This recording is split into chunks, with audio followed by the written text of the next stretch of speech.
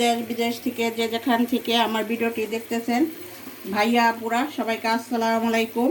আজকে আরেকটা নতুন রেসিপি নিয়ে আসলাম রুই মাছ দিয়ে এই সিমের বিচি।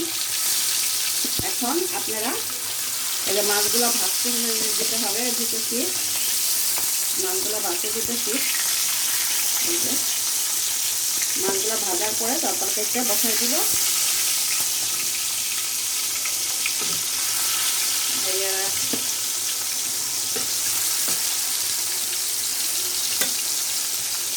আপনারা দেখতে থাকেন আমার মাছ ভাজাটা হোক।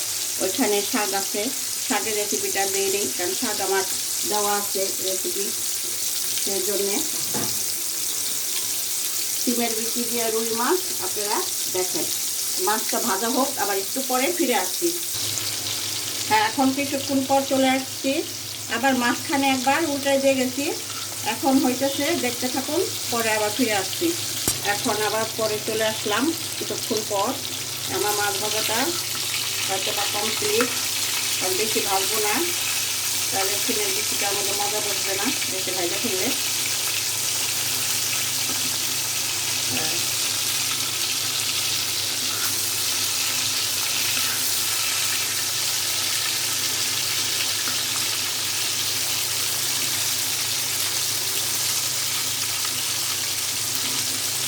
এখানে আমার মাছ ভাজাটা প্রায় কমপ্লিট হয়ে গেছে।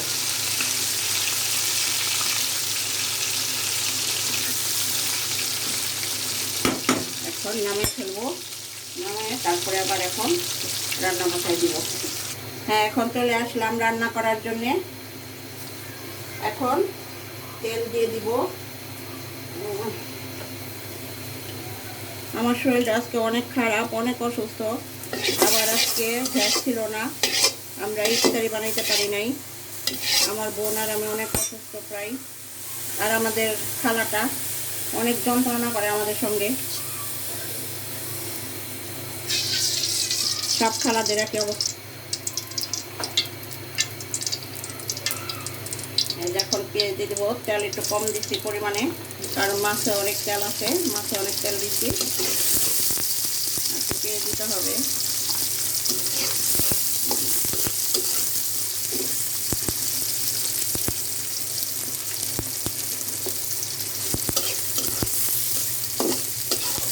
আমাদের আরও ভাইরা বাড়িরা বিদেশে থাকে, ওদের তারা কীভাবে রোজা করে জানি না। আমার পেঁয়াজটা লাল হয়ে আসছে, ওকে দেখেন লাল হয়ে আসে না, একটু নরমের দিকে। আর একটু নরম হয়ে গেলে তারপরে দিয়ে দিব মশলা, এক এক করে দিয়ে দিব। আপনারা একটু দেখতে থাকেন, একটু পরে আবার ফিরে আসছি। পেঁয়াজটা হয়ে গেছে, দেখেন ব্রাউন কালার হয়ে গেছে। দিয়ে দিব রসুন, দিয়ে দিব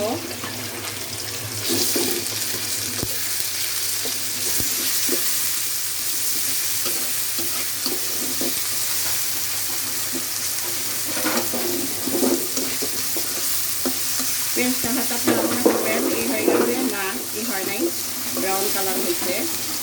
এখন রসুন ভাজা ভাজা হইলে বাকি মশলাগুলো দিয়ে দিব।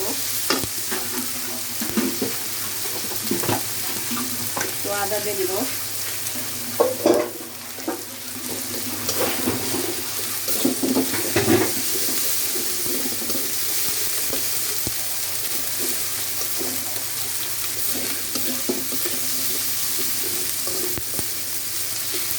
তো পানি দিয়ে দিচ্ছি।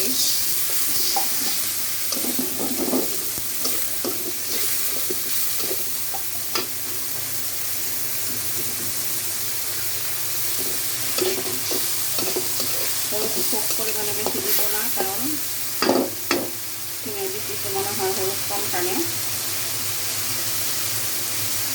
এর পরিমাণে দিব।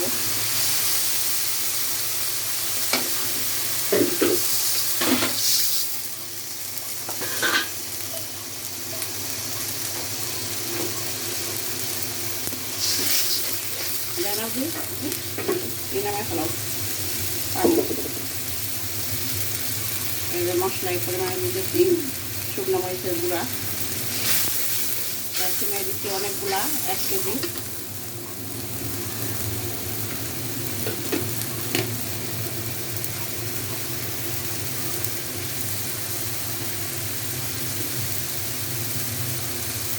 চার চামচের আধা চামচ ধনিয়ার গুঁড়া দিয়ে দিতেছি। এই পরিমাণে আপনারা সব কিছু মশলা বুঝে দিবেন, তরি তরকারি মাছ বুঝে, এটা আমি সবসময় বলি।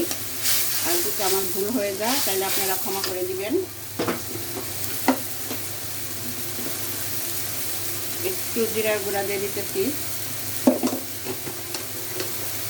আবার ফিরে আসছি পানি মশলাটা হওয়ার জন্য, পাক হওয়ার জন্য। একটু কিছুক্ষণ পর ফিরে আসছি, মশলাটা ঢেকে দিচ্ছি। এখন মশলাটা হয় নাই, আর কিছুক্ষণ হবে দিতে,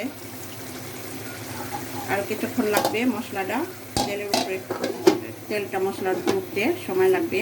আবার কিছুক্ষণ পরে ফিরে আসছি।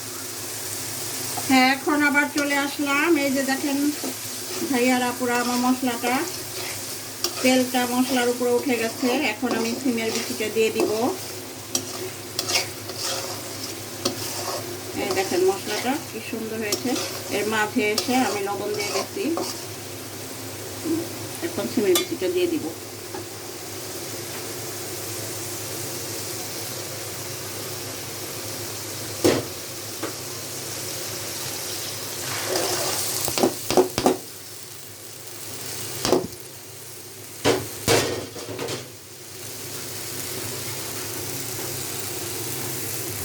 এখন নাড়াতে দিচ্ছি।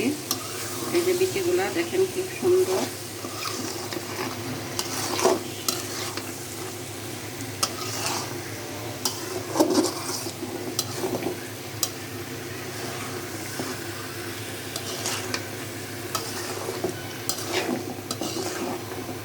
এখন বিচিটাই হইতে থাক,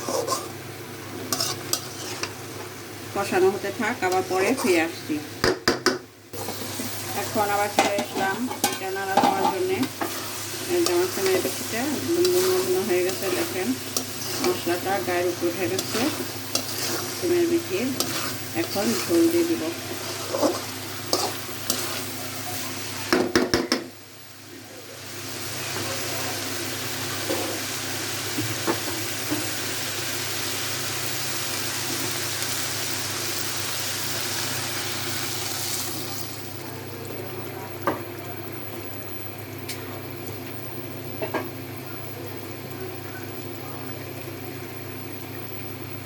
ঝোল দিয়ে দিচ্ছি। এখন মাছ দিয়ে দিব।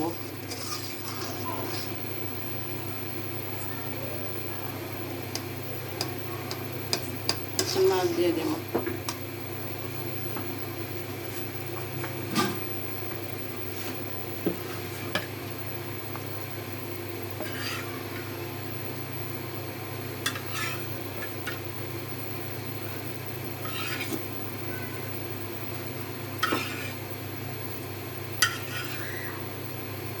বলেছিলাম এর মধ্যে অনেক তেল আছে, মাছের মধ্যে অনেক পরিমাণে তেল দিয়ে ফেলছি, খেয়াল করতে পারি নাই।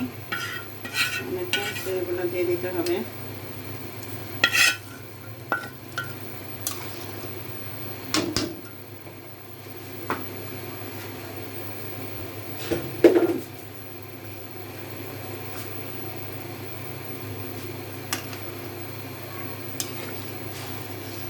একটু নাড়া দিয়ে দিব। এখন ঢেকে দিব, তারপরে আবার ফিরে আসছি কিছুক্ষণ পরে।